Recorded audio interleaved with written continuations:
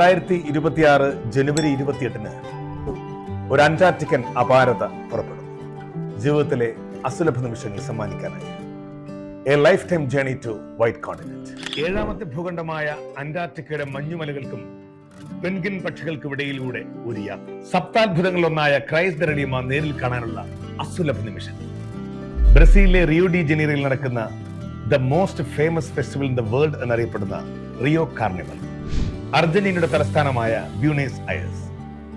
Tango dance ആസ്വദിച്ചുകൊണ്ട് അത്താഴവിരുന്ന്. ലോകോത്തര നിലവാരമുള്ള വൈവിധ്യമാർന്ന ഭക്ഷണങ്ങൾക്കൊപ്പം മദ്യവും തീർത്തും സൗജന്യ സാറ്റലൈറ്റ് വൈഫൈ കണക്ടിവിറ്റി.